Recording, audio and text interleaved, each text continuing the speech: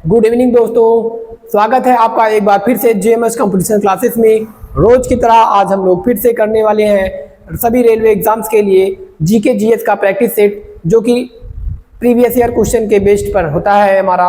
और उसके बाद डेली हम लोग करते हैं, डेली शाम 5 बजे रेलवे का प्रैक्टिस सेट सुपर 20 के नाम से जिन्हें जाना जाता है। और ये जो प्रैक्टिस सेट है ये हमारे रेलवे के सभी एग्जाम्स के लिए बहुत ही महत्वपूर्ण है, और आने वाले एग्जाम्स में सारे क्वेश्चन आपको यहीं से मिलेंगे। और ये जो क्वेश्चन है ये पिछले एग्जाम्स में आए हुए क्वेश्चन है। तो रोज की तरह क्लास को अपने दोस्तों में शेयर कर दीजिए, और चैनल को अभी तक सब्सक्राइब नहीं किया तो चैनल को भी सब्सक्राइब करके भी और वीडियो को भी लाइक कर दीजिए। इसके साथ ही हम लोग बढ़ते हैं आगे अपने आज के जो पहला हमारा क्वेश्चन है उसकी तरफ बढ़ते हैं। और आपको बता दें कि जो ये प्रैक्टिस सेट हम करा रहे हैं ये बेसिकली आपके जो प्रीवियस ईयर के क्वेश्चन है उसमें आए हुए क्वेश्चन है। ये जो क्वेश्चन है वो सारे आपके प्रीवियस ईयर क्वेश्चन है, वो चाहे एनटीपीसी का हो या ग्रुप डी का हो, ये सभी एग्जाम्स में पूछे गए क्वेश्चन है। ये इस क्वेश्चन को हम नहीं बनाते हैं, ठीक है। ये क्वेश्चन आपके पेपर में आए हुए क्वेश्चन है, और इससे आपको थोड़ा आने वाले एग्जाम्स में भी पता चलेगा कि आने वाला जो हमारा एग्जाम है इसमें किस प्रकार के क्वेश्चन आपसे भी पूछे जा सकते हैं। तो चलिए, और ये जो प्रैक्टिस सेट होने वाला है इसमें सारे सब्जेक्ट, ठीक है, सभी ऑल सब्जेक्ट का मिक्सअप रहेगा। मतलब इसमें सारे आपके जीके जीएस के क्वेश्चन रहेंगे, जिसमें आपका पॉलिटी, हिस्ट्री, जियोग्राफी, इकोनॉमी, और उसके बाद बात करें तो आपका कंप्यूटर और आर्ट एंड कल्चर, ये सारे सब्जेक्ट आपके शामिल रहेंगे। और आज का हमारा जो पहला क्वेश्चन है वो है हिस्ट्री का क्वेश्चन। किसका है? हिस्ट्री से रिलेटेड क्वेश्चन है, जो कि मिडाइवल हिस्ट्री से क्वेश्चन पूछा गया है। क्या पूछा गया है? और डेली आपको बताया गया है कि आपके जो एग्जाम्स होंगे, आपके जो एग्जाम होंगे इसमें आपके 2 से 3 क्वेश्चन हिस्ट्री के आना है। 2 से 3 क्वेश्चन हिस्ट्री के आना है, जिसमें आपका मिडाइवल और मॉडर्न हिस्ट्री ज्यादा पूछा जाता है और एंशिएंट हिस्ट्री थोड़ा सा कम पूछा जाता है। तो आज का हमारा जो पहला क्वेश्चन है ये है, सुल्तान इल्तुतमिश की पुत्री जिसका नाम क्या होता है? रजिया सुल्तान होता है, निम्नलिखित में से किस वर्ष दिल्ली में, है ना, दिल्ली में क्या होती है? दिल्ली की गद्दी पर बैठती है। तो ये एकमात्र लेडीज होती है, एकमात्र महिला होती है जो क्या करती है? दिल्ली की गद्दी पर बैठने वाली एकमात्र महिला होती है, जिसका नाम क्या होता है? रजिया सुल्तान नाम होता है। और ये किसकी पुत्री होती है? इल्तुतमिश की पुत्री होती है। चलिए बात करते हैं थोड़ा सा हम लोग हिस्ट्री की। तो गुलाम वंश, आपको कल बताया था कि सबसे पहले भारत पर आक्रमण किया था सिकंदर महान ने आक्रमण किया था। कब किया था? सिकंदर महान ने आक्रमण किया था 326 ईस्वी में। इसके बाद भारत पर जो आक्रमण करने वाला व्यक्ति आता है वो आता है महमूद गजनवी। कौन आता है? महमूद गजनवी आता है, और ये भारत पर कब आक्रमण करता है? तो ये भारत आ जाता सन 1000 ईस्वी के करीब भारत आता है, और 1017 तक भारत को बहुत अच्छे से लूटता है। और ये ज्यादातर अटैक करता है सोमनाथ मंदिर पर, जो कि गुजरात में स्थित है। इसके बाद फिर भारत में आता है आपका मोहम्मद गौरी, और आता है मोहम्मद गौरी आते हैं। और मोहम्मद गौरी का ही एक दास था या फिर सेनापति आप मान सकते हो, मोहम्मद गौरी आते हैं फिर 1175 से 1206 ईस्वी तक इनका कार्यकाल रहता है। और ये मोहम्मद गौरी आते हैं और ये लड़ाई करते हैं दिल्ली और अजमेर का जो शासक था जिसका नाम पृथ्वीराज चौहान होता है, उसके साथ ये लड़ाई करते हैं, जिसमें पहली लड़ाई में ये हार जाते हैं और दूसरी लड़ाई में जीत जाते हैं। इसके बाद ये वापस चले जाते हैं लूटपाट के। इसके बाद जो दिल्ली अजमेर इन सब पे जो शासन करता है उसका नाम होता है, इनका सेनापति भी था वो, उसका नाम होता है कुतुबुद्दीन ऐबक। क्या नाम होता है? कुतुबुद्दीन ऐबक नाम होता है, कुतुबुद्दीन ऐबक नाम होता है इसका। और ये क्या करता है? ये मोहम्मद गौरी का क्या होता है? सेनापति होता है। इसे बाजार से खरीद के लाया गया था कुतुबुद्दीन ऐबक को। और उसके बाद इसके बाद जो मोहम्मद गौरी थे इनके बाद ये क्या करता है? दिल्ली सल्तनत में गुलाम वंश की स्थापना करता है, ठीक है। इसका करता है गुलाम वंश की स्थापना करता है। 1206 में ये क्या करता है? गद्दी पे बैठता है। और जो गुलाम वंश होता है इसका जो टाइम पीरियड होता है वो 1290 तक होता है। कब तक होता है? 1290 तक होता है। और ये जो कुतुबुद्दीन है इसकी मृत्यु हो जाती है 1210 ईस्वी में। पोलो एक गेम है जो कि घोड़े पे चढ़ के खेला जाता है। और पोलो गेम खेलते समय घोड़े से गिरकर इसकी क्या हो जाती है? मृत्यु हो जाती है। इसके बाद इसका एक दामाद होता है जिसका नाम होता है इल्तुतमिश। इसका दामाद था इल्तुतमिश।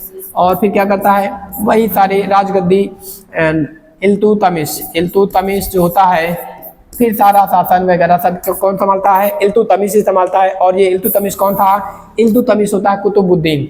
कुतुबुद्दीन का दामाद होता है। फिर आगे बात करें तो इसके बाद इल्तुतमिश का जो कार्यकाल होता है वो 1290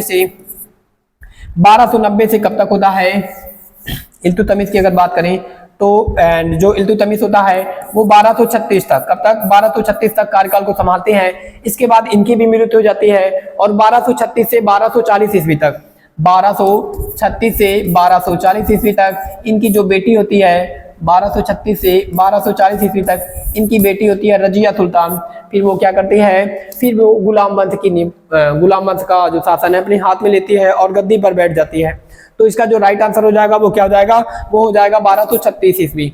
1236 ईस्वी में रजिया सुल्तान गद्दी पर बैठती है और कब तक रहती है, 1240 ईस्वी तक रहती है। और इल्तुतमिश को बात करें तो इसे गुलामों का गुलाम भी बोला जाता है। इक्ता जो एक सिक्का होता है वो भी किसके द्वारा चलाया गया था, ये भी आपका इल्तुतमिश के द्वारा ही चलाया गया था। इसे गुलामों का गुलाम बोला जाता है। क्यों, क्योंकि मोहम्मद गौरी का गुलाम कौन था, कुतुबुद्दीन ऐबक। फिर इसका गुलाम कौन बनता है, इल्तुतमिश बनता है, इसलिए इसे गुलामों का गुलाम भी कहा जाता है। आगे चले हम, इस गुलाम वंश के बाद फिर आता है आपका खिलजी वंश, जिसका कार्यकाल 1290 से 1320 ईस्वी तक रहता है। हमारा जो नेक्स्ट क्वेश्चन है वो एक काफी महत्वपूर्ण क्वेश्चन है, जो कि आपका है वर्ल्ड जियोग्राफी का रिलेशन है किससे, साइंस से। किससे है, वर्ल्ड जियोग्राफी को रिलेट करके पूछा गया है, साइंस का क्वेश्चन है। क्या पूछा गया कि आपके जो ब्रह्मांड है, ब्रह्मांड में आपको बताया गया है कि ब्रह्मांड में ब्लैक मैटर भी उपस्थित है, बहुत सारी चीजें उपस्थित है। तो ये पूछा जा रहा है कि हमारा जो ब्रह्मांड है इसमें सबसे ज्यादा क्या चीजें उपस्थित है। हमारा जो ब्रह्मांड है इसमें ऐसा कौन सा मेटल है, ऐसा कौन सा तत्व है जो सबसे अधिक प्रचुर मात्रा में उपस्थित है, यही आपसे पूछा जा रहा है। तो आपको पता होना चाहिए कि कोई भी जो तारा होता है उसमें कौन सी प्रक्रिया हो रही है, उसमें नाभिकीय संलयन की प्रक्रिया हो रही है। नाभिकीय संलयन, इसका मतलब 4 जो हाइड्रोजन है वो दो कितने हीलियम में कन्वर्ट हो रहे हैं। ठीक है, हाइड्रोजन का हीलियम में कन्वर्जन हो रहा है, इस प्रक्रिया को हम लोग नाभिकीय संलयन कहते हैं। जिसके कारण, और आपको पता है कि हमारे ब्रह्मांड में आपको बहुत सारे तारे दिखते हैं। तो इसके अनुसार ही वैज्ञानिकों ने अनुमान लगाया कि हमारे जो ब्रह्मांड है, ब्रह्मांड में सर्वाधिक जो तत्व है वो हाइड्रोजन है। कौन सा है, हाइड्रोजन जो तत्व है ये सर्वाधिक मात्रा में उपस्थित है, हाइड्रोजन तत्व। ठीक है, इसकी बात करें हाइड्रोजन की तो इसका जो परमाणु क्रमांक होता है वो 1 होता है। ये पहला खोजा गया तत्व था हाइड्रोजन। और इसके क्या पाए जाते हैं, समस्थानिक भी पाए जाते हैं। कितने समस्थानिक पाए जाते हैं, इसके 3 समस्थानिक पाए जाते हैं, 1H1, 1H2 और 1H3। इसके 3 समस्थानिक पाए जाते हैं। और इस तत्व की अगर खोज की बात करें तो हेनरी कैवेंडिश नामक एक वैज्ञानिक था। इसने क्या किया था, हाइड्रोजन की खोज किया था। और इसकी समस्थानिक की बात करें तो पहले समस्थानिक का नाम है प्रोटियम। पहले समस्थानिक का क्या नाम है, प्रोटियम। दूसरे समस्थानिक का नाम है ड्यूटीरियम। क्या नाम है, ड्यूटीरियम नाम है। और तीसरे समस्थानिक की बात करें तो ट्रिटियम नाम है। क्या नाम है, ट्रिटियम नाम है। ये समस्थानिक भी अब तक एग्जाम में पूछे गए कि हाइड्रोजन को जो समस्थानिक होता है वो कौन कौन से होते हैं। तो हाइड्रोजन के 3 समस्थानिक होते हैं, प्रोटियम, ड्यूटीरियम एंड ट्रिटियम। समस्थानिक क्या होता है, समस्थानिक पदार्थ का एक पदार्थ का ही रूप होता है जिसमें परमाणु संख्या तो समान रहती है, लेकिन जो परमाणु भार होता है, द्रव्यमान संख्या होती है, वो क्या होता है, अलग होता है। ठीक है, तो इसके अनुसार हमारा जो राइट आंसर हो जाएगा वो हो जाएगा हाइड्रोजन। क्या हो जाएगा, हाइड्रोजन। अगर दूसरा तत्व की बात करें तो दूसरा जो तत्व उपस्थित है सबसे ज्यादा वो है हीलियम। हीलियम उपस्थित है पहले नंबर पर। अगर पूछा जाए तो आपका हाइड्रोजन सबसे ज्यादा है। इसके बाद दूसरे नंबर की बात करें तो हीलियम, जो कि आपका हाइड्रोजन हीलियम दूसरा तत्व है, एलिमेंट है, और ये हमारा सबसे हल्का तत्व भी है। आगे बात करते हैं हम लोग, आगे की बात अगर हम करते हैं तो तारामंडल क्या होता है हमारे ब्रह्मांड में आपको पता है कि हमारे ब्रह्मांड में जो सब सर्वाधिक बड़ी चीजें हैं वो गैलेक्सी हैं। क्या है, गैलेक्सी है। हमारे ब्रह्मांड में अरबों गैलेक्सियां हैं और इन्हीं गैलेक्सियों में अरबों क्या हैं, अरबों तो गैलेक्सियां हैं, लगभग 100+ अरब क्या हैं, अरब गैलेक्सी हैं, जिसे आकाश गंगा बोलते हो। क्या बोलते हो, आकाश गंगा बोलते हो। और इन्हीं आकाश गंगा में और इनका कुछ आकार सर्पिलाकार है, और इन्हीं आकाश गंगा में आपके तारे भी उपस्थित हैं, और इसी आकाश गंगा में आपके बहुत सारे तारे उपस्थित हैं। और जो तारे के समूह होते हैं, इन्हीं तारों का अगर एक समूह बन जाता है तो इसे क्या बोला जाता है, तारामंडल बोला जाता है। क्या बोला जाता है, तारामंडल बोला जाता है। और अब तक कुल कितने तारामंडल की खोज किया गया है, तो अब तक कुल अगर बात करें तो अभी तक 88 तारामंडल थे, लेकिन अब इनकी संख्या बढ़कर 89 हो चुकी है। कितनी हो चुकी है, 89 हो चुकी है। और अगर बात किया जाए सबसे बड़े तारामंडल की, तो सबसे जो बड़ा तारामंडल है, सबसे जो बड़ा तारामंडल है उसका नाम क्या है? अब तक खोजेगा जो सबसे बड़ा तारामंडल है इसका नाम है हाइड्रा। क्या नाम है? हाइड्रा नाम है इसका। और ये हमारे ब्रह्मांड का खोजा गया अब तक का सबसे बड़ा तारामंडल है। ठीक है, तो अगर बात करें हमारे जो ब्रह्मांड की, हमारा जो ब्रह्मांड है इसके बारे में मैंने सारी चीजें आपको बता ही दिया है कि ब्रह्मांड के अध्ययन को हम लोग कॉस्मोलॉजी बोलते हैं। क्या बोलते हैं? कॉस्मोलॉजी बोलते हैं। और हमारा ब्रह्मांड कॉस्मोलॉजी बोलते हैं। हमारे जो ब्रह्मांड है इसकी उत्पत्ति लगभग 13.7 बिलियन ईयर एगो हुई है। ये बात किसने बताया? तो ये बात बताया जॉर्ज लेमेत्रे ने। तो यहाँ पर ऑप्शन आपका 88 है, तो 88 इज द राइट आंसर हो जाएगा। और गैलेक्सी का अगर बात करें तो हमारी गैलेक्सी का नाम आपको पता होना चाहिए, दुग्ध मेखला है। क्या है? दुग्ध मेखला हमारी आकाश गंगा का नाम है और इसे इंग्लिश में मिल्की वे के नाम से भी जाना जाता है। और ये कब पूछा गया क्वेश्चन था? ये एनटीपीसी के 2016 में पूछा गया क्वेश्चन था। तो ये वर्ल्ड ज्योग्राफी का एक क्वेश्चन था। आगे की अगर हम बात करते हैं, हमारा जो नेक्स्ट क्वेश्चन है, चौथा क्वेश्चन है, हमारा जो चौथा क्वेश्चन है वो है एक हिस्ट्री से क्वेश्चन, मिडावल हिस्ट्री का क्वेश्चन है। और इसमें क्या पूछा जा रहा है? इसमें पूछा जा रहा है कि जो कौन सा शासक है जो कुतुब मीनार की तरह, ठीक है, कुतुब मीनार की तरह एक अलाई मीनार है, ठीक है, अलाई मीनार बनवाना चाहता था, लेकिन इसका निर्माण कार्य पूर्ण नहीं हो पाया है। चलो इस क्वेश्चन को आप जवाब दो, तब तक आपसे पूछ लिया जाए कि जो हमारे नई दिल्ली में कुतुब मीनार है इसको किसने बनवाया? ठीक है, इसको किसने बनवाया? हमारी जो नई दिल्ली में कुतुब मीनार है इसको किसने बनवाया? ये आपसे क्वेश्चन पूछा जा रहा है। तो अगर बात करें कुतुब मीनार की, तो कुतुब मीनार आपको पता है ये दिल्ली में स्थित है। कुतुब मीनार कहाँ पर है? दिल्ली में स्थित है। और ये इसको कितने बनवाया था? तो कुतुबुद्दीन ऐबक ही नहीं बनवाया था। लेकिन क्या इसने पूरी मंजिल को बनवाया था? तो नहीं। अगर बात करें ऊपर की जो मंजिल है, ऊपर का जो मंजिल है, ये 2-3 मंजिला जो है वो किसने बनवाया था? तो इल्तुतमिश ने इस कार्य को पूर्ण करवाया। इल्तुतमिश ने इस कार्य को पूर्ण करवाया। और बात करें कि किसने इसका फाउंडर किसने रखा, नींव किसने रखी? तो कुतुबुद्दीन ऐबक ने। तो कुतुब मीनार की तरह ही एक अलाई मीनार कौन बनवाना चाहता था? तो आपको पता होना चाहिए कि जो खिलजी वंश है, खिलजी वंश है, खिलजी वंश की नींव, या फिर खिलजी वंश का अगर पूछा जाए खिलजी वंश की शुरुआत किसने किया था? तो आपको पता होना चाहिए कि जो अलाउद्दीन खिलजी है, अलाउद्दीन जो खिलजी होता है, जो कि आपका अलाउद्दीन खिलजी जो होता है बलबन वगैरह का क्या होता है? सेनापति होता है। अलाउद्दीन खिलजी ये क्या करता है? खिलजी वंश की नींव डालता है, खिलजी वंश की नींव डालता है, जिसकी शुरुआत आपकी हो जाती है 1290। तब से 1290 से 1320 ईस्वी तक खिलजी वंश का शासन रहता है। एंड अगर पूछा जाए कि खिलजी वंश का संस्थापक कौन था? तो अलाउद्दीन खिलजी। अलाउद्दीन खिलजी क्या चाहता था? अलाउद्दीन खिलजी जिसकी हत्या कौन कर देता है? इसका भतीजा कर देता है, जिसका नाम क्या होता है? जिसका नाम होता है जलालुद्दीन खिलजी। क्या होता है? जलालुद्दीन खिलजी इसका क्या होता है? नाम होता है। जलालुद्दीन खिलजी इसका नाम होता है। ये क्या कर देता है? इसकी हत्या कर देता है। ठीक है, और यही क्या करना चाहता था? तो अलाई मीनार बनवाना चाहता था, जो कि कुतुब मीनार की तरह दिखने वाली एक क्या है? इमारत है। चलिए हम आगे, अब हम लोग चलते हैं आगे। रजिया सुल्तान के बारे में अभी हमने बताया, इल्तुतमिश के बारे में अभी हमने बताया, और आगे जैसे इस तरीके के और भी टॉपिक मिलते रहेंगे उसे हम क्या करेंगे? डिस्कस करते रहेंगे। आगे का हमारा जो क्वेश्चन है वो है आपका एक हिस्ट्री का क्वेश्चन। ठीक है, एक आपका हिस्ट्री का क्वेश्चन है, और हिस्ट्री के क्वेश्चन भी जो कि एक मॉडर्न हिस्ट्री का क्वेश्चन है, और ये हिस्ट्री का क्वेश्चन भी बहुत ही महत्वपूर्ण है। क्या पूछा गया है? अब तक आपके ईस्ट इंडिया कंपनी से मैंने बहुत सारे क्वेश्चन डिस्कस किया है। तो क्या पूछा जा रहा है कि ईस्ट इंडिया कंपनी जो कि बाकी जो हमारे यूरोपीय आए थे उनको देखकर हमारे भारत में आती है। बाकी जो यूरोपीय आते हैं वो चाहे डच वाले हो या फिर पुर्तगाल वाले हो या फ्रेंच वाले हो, इनको देखकर ये भी क्या करती है? ईस्ट इंडिया कंपनी भी भारत में एंटर करती है। और भारत में एंटर करती है किस उद्देश्य से? भारत से व्यापार करने के लिए, भारत से व्यापार करने के लिए। और इन्होंने हमारे भारत से किस प्रकार का व्यापार किया? हमारे भारत से इन्होंने किसका व्यापार किया? सूती वस्त्र का व्यापार किया, मसालों का व्यापार किया। ठीक है, किसका किया? सूती वस्त्र का, रेशम का और मसालों का, इन सभी का व्यापार इन्होंने हमारे भारत के साथ किया।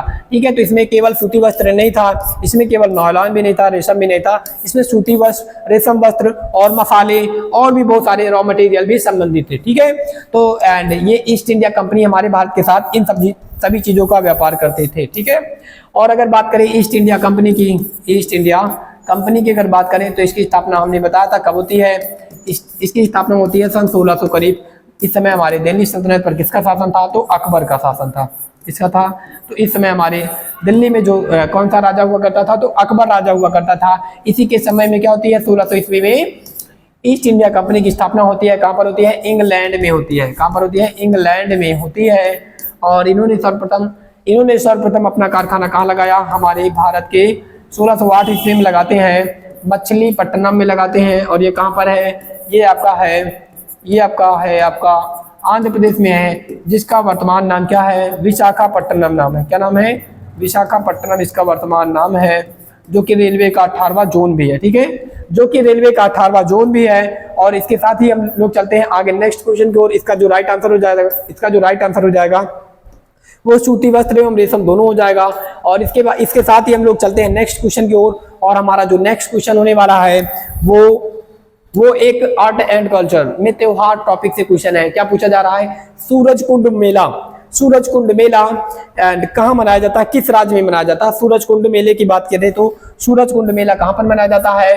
तो एक अंतर्राष्ट्रीय शिल्प मेला है। क्या है? एक अंतर्राष्ट्रीय शिल्प मेला है, जहाँ पर व्यक्ति क्या करते हैं? अपने द्वारा बनाई हुई वस्तुओं को लाकर एंड बेचते हैं, जिससे लोग उसे खरीदते हैं और उन्हें प्रॉफिट होता है। ठीक है, तो ये एक अंतर्राष्ट्रीय शिल्प मेला भी है। तो ये कहाँ मनाया जाता है? तो आपको पता होना चाहिए कि ये हरियाणा में मनाया जाता है। कहाँ पर मनाया जाता है? हरियाणा में मनाया जाता है। और बात करें उड़ीसा में, तो धानु यात्रा जो महोत्सव है ये कहाँ मनाया जाता है? यहाँ मनाया जाता है। और रज पर्व की बात करें तो यहीं पर मनाया जाता है, उड़ीसा में मनाया जाता है। ठीक है, उड़ीसा में मनाया जाता है, रज पर्व मनाया जाता है। रज पर्व नया चावल की अगर फसल कटी जाती है तो रज पर्व मनाया जाता है। धानु यात्रा आपको पता ही है, कोणार्क मंदिर से जब जगन्नाथ जी की यात्रा निकलती है तो वहां पर धानु यात्रा भी महोत्सव मनाया जाता है। और अगर बात करें गुजरात वगैरह की, तो गुजरात में आपको पता है कि नवरात्र वगैरह क्या होते हैं? नवरात्र वगैरह अच्छे से मनाए जाते हैं। ठीक है, और उसके बाद बात करें उत्तराखंड की, तो यहाँ पर हरेला महोत्सव मनाया जाता है।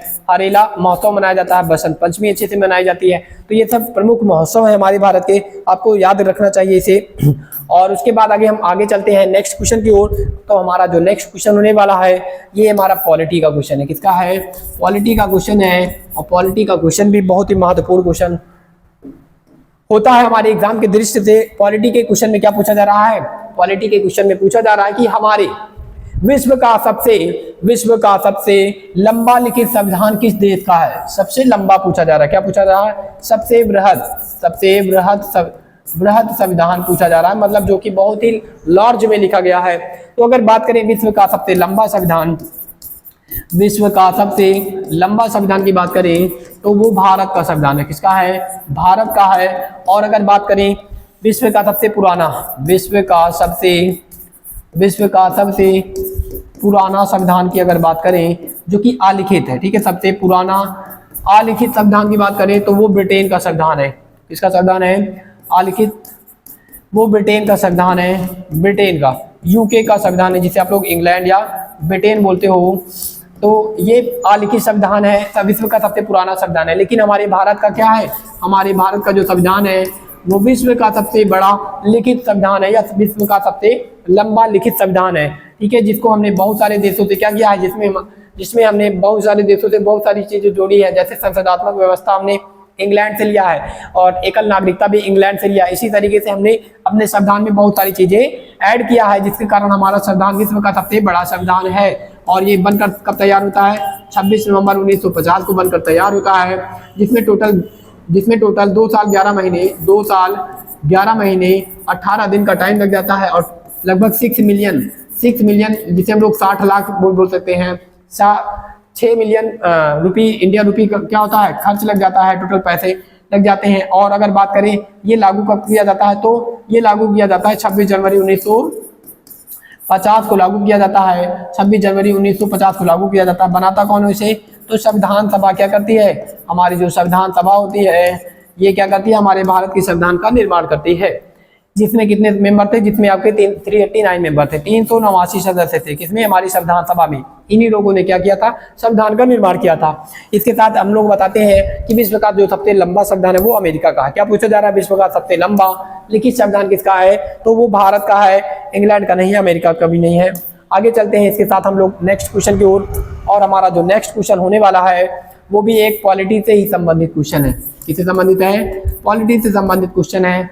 अगर आपको क्वेश्चन नहीं समझ में आ रहा है तो सबसे पहले आप क्या करो, प्ले लिस्ट में जाओ और क्वालिटी की सारी क्लासेस अच्छे से करो और नोट्स बनाओ और उसे रिवीजन करो। उसके बाद फिर आप प्रैक्टिस सेट करो तो आपसे सारे क्वेश्चन क्या हो जाएंगे, सॉल्व हो जाएंगे। अगर आपने ये काम नहीं किया है तो आपके थोड़ा सा क्वेश्चन कम समझ में आएंगे, हालांकि आप उसे नोट डाउन करके आगे आने वाले क्वेश्चन को सुधार सकते हो, उसमें गलती को सुधार सकते हो।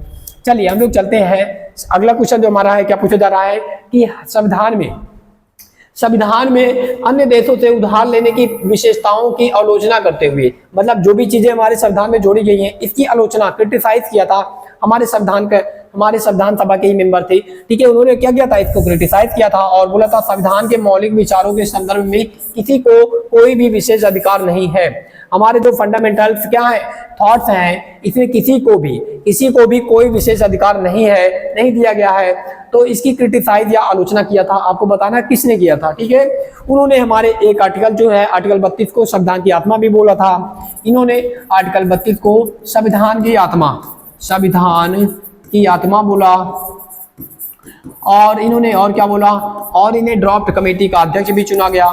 ड्राफ्ट कमेटी का अध्यक्ष भी चुना गया। किन्हें चुना गया, इन्हें ही चुना गया था, जिसे आप लोग क्या बोलते हो,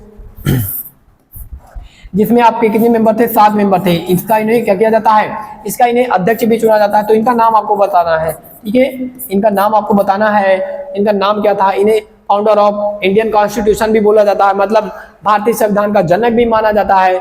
इनका नाम क्या है, ये मध्य प्रदेश से बिलोंग करते हैं। इनका नाम है B.R. अम्बेडकर। क्या नाम है, इनका नाम है B.R. अम्बेडकर। भीमराव अम्बेडकर जी ने क्या किया था, इसका विरोध किया था या फिर इसकी आलोचना किया था, ठीक है।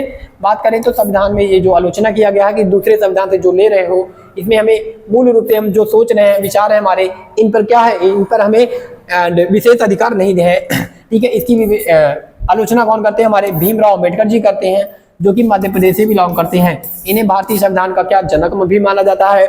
और इन्होंने आर्टिकल 32 को क्या कहा, इन्होंने आर्टिकल 32 को संविधान की आत्मा भी बोला और इन्हें ड्राफ्ट कमेटी, ठीक है, ड्राफ्ट कमेटी का क्या अध्यक्ष भी नियुक्त किया गया था, जिसमें 7 मेंबर थे। और इसका अध्यक्ष कौन होते हैं ड्राफ्ट कमेटी का, हमारे भीमराव अम्बेडकर जी होते हैं। तो हम दोस्तों बात कर रहे थे 10वें क्वेश्चन पर, और 10वां जो क्वेश्चन है हमारा, ये भी पॉलिटिक्स का एक क्वेश्चन है। इसमें क्या पूछा जा रहा है, हमारे संविधान के बारे में पूछा जा रहा है, हमारे संविधान के बारे में पूछा जा रहा है। और जैसा कि आपको पता है कि हमारा संविधान ना तो ज़्यादा कठोर है, और ना ही ज़्यादा लचीला है, ना ही ज़्यादा कठोर है और ना ही ज़्यादा लचीला है, मतलब इनके बीच का हमारा संविधान है, ना ही बहुत ज़्यादा कठोर है और ना ही बहुत ज़्यादा लचीला है, ठीक है। तो हमारा संविधान एक मीडियम है। इसमें बोला जा रहा है कि आप, चलिए हम लोग देखते हैं नीचे का क्वेश्चन, यह कई संविधान का एक मिश्रण है। ये तो बात सही है, ठीक है, कि हमने अपने संविधान में लगभग 60 से अधिक, अपने भारत के संविधान में 60 से अधिक देशों से चीज़ें हमने क्या किया है, 60 से अधिक देशों से चीज़ों को जोड़ा है। जैसे एकल नागरिकता हो जाता है, एकल नागरिकता का प्रावधान, और उसके बाद बात करें एकल नागरिकता का प्रावधान, संसदीय प्रणाली हो जाता है, और उसके बाद बात करें DPSP हो जाता है। ऐसे करके हमने बहुत सारी चीज़ें बहुत सारे देशों से लिया है। तो इसमें लगभग 60 से अधिक देश हैं, शामिल हैं। तो ये बात तो सही है। दूसरा जो ऑप्शन है आपका, यह पूरी तरह से ब्रिटिश संविधान पर आधारित है, तो ऐसी बात नहीं है, ब्रिटिश संविधान पर आधारित नहीं है, ठीक है। हमने UK से भी चीज़ें जोड़ी हैं, लेकिन और भी देशों से चीज़ें लिया, तो ये ऑप्शन आपका गलत हो जाता है। और अगला हमारा जो क्वेश्चन है, यह केवल भारत सरकार अधिनियम 1935 के आधार पर बनाया गया है, तो ये भी ऑप्शन आपका गलत है। हाँ, ये बात सच है कि हमने भारत शासन अधिनियम 1935, भारत शासन अधिनियम 1935 था, इसमें हमने अपने संविधान में सबसे ज़्यादा चीज़ें जोड़ी हैं। संविधान में अगर पूछा जाए कि सबसे ज़्यादा चीज़ें कहाँ से लिया गया है, तो भारत शासन अधिनियम 1935 से ही लिया गया है। लेकिन अगर बात करें क्या इससे सारी चीज़ें जोड़ी गई हैं, तो नहीं, सारी चीज़ें नहीं जोड़ी गई हैं, ये ऑप्शन भी गलत हो जाता है। और अगला है या पूरी तरह से कनाडा के संविधान पर, तो कनाडा, ये भी क्या हो जाएगा, गलत हो जाएगा। एक ही देश से चीज़ें हमने नहीं जोड़ी है, हमने बहुत सारे लगभग 60 से अधिक देशों से हमने क्या किया है, अपने संविधान में चीज़ें जोड़ी है। कनाडा की अगर बात करें तो संगठनात्मक जो व्यवस्था है उसको हमने कनाडा के संविधान से लिया है, ठीक है। तो ये अब क्वेश्चन भी आपका क्या होता है, पहला जो क्वेश्चन है ये पहला ऑप्शन क्या होता है, राइट होता है। चलते हैं नेक्स्ट क्वेश्चन की ओर, और हमारा जो नेक्स्ट क्वेश्चन है वो क्वेश्चन है सौर मंडल का जो हीलियोसेंट्रिक, ठीक है, जिसे आप लोग बोलते हो सन, जिसे आप लोग क्या सूर्य केंद्रित सिद्धांत भी बोलते हो, क्या बोलते हो, सूर्य केंद्रित सिद्धांत भी बोलते हो, ये पूछा जा रहा है कि सूर्य केंद्रित जो सिद्धांत है, सूर्य जो केंद्रित सिद्धांत है जिसे हेलियोसेंट्रिक मॉडल बोला जाता है, सूर्य जो केंद्रीय सिद्धांत है, सूर्य केंद्रित सिद्धांत, जिसके माध्यम से ये बताया गया कि जो पूरा ब्रह्मांड है इसका जो केंद्र बिंदु है वो क्या है, आपका सूर्य है। क्या है? सूर्य है। और ये लगभग 1543 में बताया गया था, किसके द्वारा? ये बताया गया था 1543 में, ये बताया गया था कोपरनिकस के द्वारा। ठीक है, कब बताया गया? कोपरनिकस के द्वारा बताया गया। क्या बताया गया? कोपरनिकस ने ये बताया कि हमारे ब्रह्मांड का जो केंद्र बिंदु है वो सूर्य है। इसके पहले जो निकोलस क्लॉडियस थे 140 ईसा पूर्व में जो निकोलस क्लॉडियस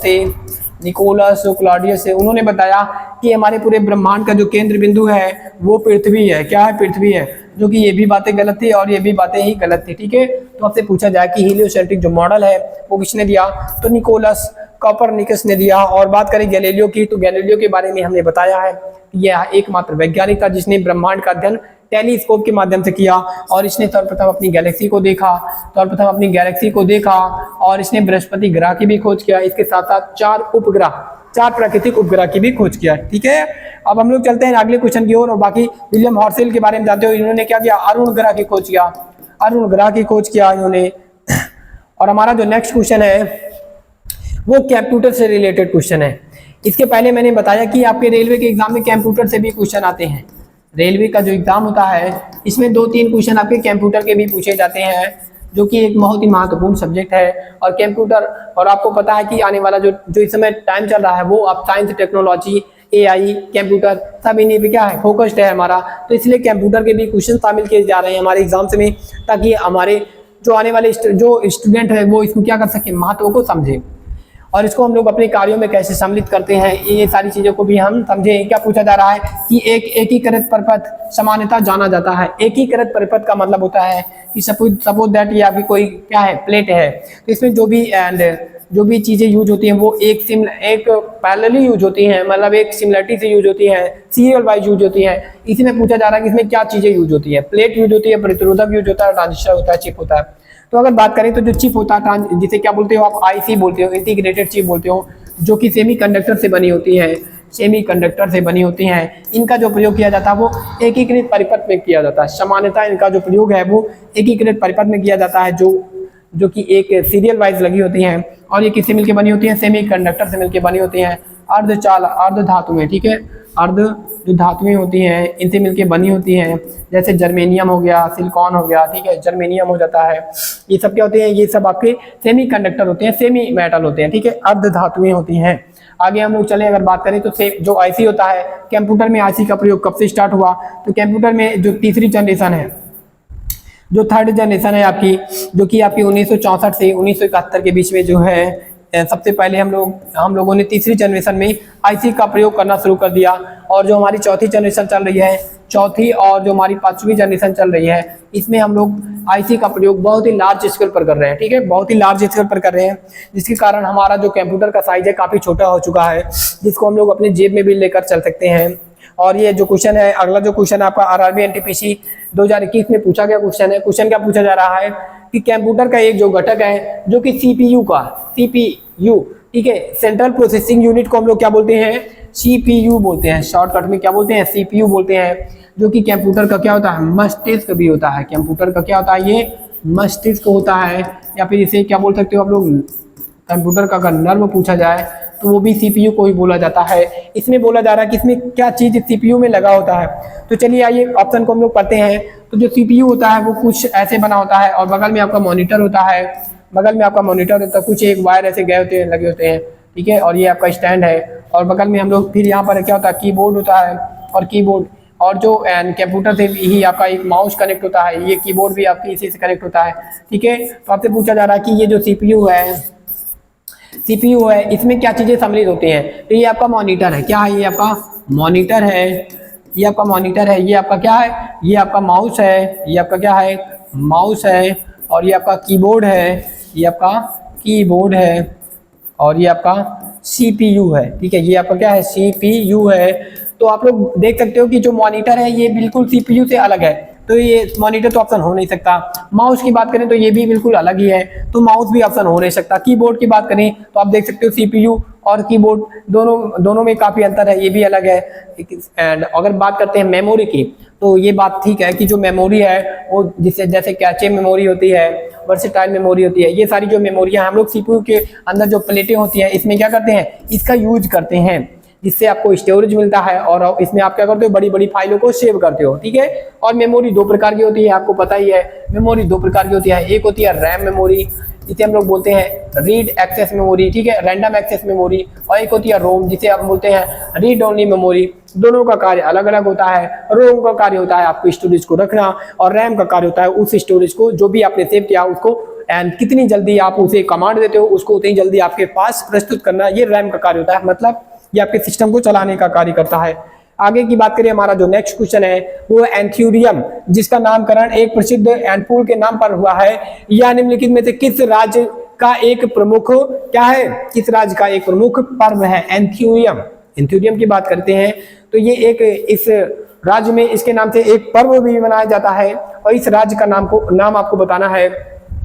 और बात करें मणिपुर, यहाँ पर और भी राज्य लिखे हैं, तो एंथ्यूरियम जो पर्व मनाया जाता है वो मनाया जाता है, कहाँ मनाया जाता है, मिजोरम में मनाया जाता है। कहाँ पर मनाया जाता है, मिजोरम में मनाया जाता है। यहाँ पर एक चापचार फूट महोत्सव भी मनाया जाता है, चापचार फूट महोत्सव भी मनाया जाता है। कहाँ पर मनाया जाता है, यहीं पर मनाया जाता है। और बात करें नागालैंड में, तो हॉर्नबिल फेस्टिवल कहाँ पर मनाया जाता है, हॉर्नबिल फेस्टिवल मनाया जाता है, नागालैंड में मनाया जाता है। और अरुणाचल प्रदेश की बात करें तो अरुणाचल प्रदेश में एक त्योहार मनाया जाता है जिसे हम लोग क्या बोलते हैं, लोसर त्योहार बोलते हैं। क्या बोलते हैं, लोसर त्योहार बोलते हैं। ये कहाँ मनाया जाता है, अरुणाचल प्रदेश में मनाया जाता है, ठीक है। और एक ड्री फेस्टिवल भी कहाँ मनाया जाता है, अरुणाचल प्रदेश में ही मनाया जाता है। और मणिपुर के बारे में आप लोग जानते ही हो कि जो मणिपुर है यहाँ पर कुकी और एक मैती जनजाति है, जिसके बीच में क्या होता रहता है, जिसके बीच में आपस में डिस्प्यूट होता रहता है, जो कि काफी चर्चा में रहती हैं। और ये हमारे प्रैक्टिस सेट का आज लास्ट क्वेश्चन है, जो कि क्या है, इन्हें क्या बोला जाता है, इन्हें मॉडर्न इकोनॉमी का फादर भी बोला जाता है। क्या बोला जाता है, इन्हें मॉडर्न इकोनॉमी का फादर भी बोला जाता है, मॉडर्न इकोनॉमी का फादर भी बोला जाता है। इनका नाम क्या है, जिनका जन्म 1723 में होता है, मृत्यु 1790 में हो जाती है। और ये कहाँ से बिलोंग करते थे, ये स्कॉटलैंड से बिलोंग करते थे, स्कॉटलैंड से बिलोंग करते हैं। इनकी बुक का क्या नाम है, इनकी एक पुस्तक है, ठीक है, इनकी एक पुस्तक है जिसका नाम है wealth of nation, wealth of nation जिसका नाम है। इसके लेखक आपको बताना है, तो इसके जो लेखक है वो एडम स्मिथ। कौन है, एडम स्मिथ है। और ये स्कॉटलैंड से बिलोंग करते थे। इन्होंने क्या किया, इकोनॉमिक से संबंधित बहुत सारे सिद्धांत दिए, जिसके कारण इन्होंने एक पुस्तक भी लिखा जिसका नाम था वेल्थ ऑफ नेशन, जिसमें आपके राष्ट्र की जो वेल्थ होती है उसके बारे में सारी चीजें डिस्कस किया गया है, ठीक है। तो आज का जो सेशन है हम लोग यहीं पर समाप्त करते हैं।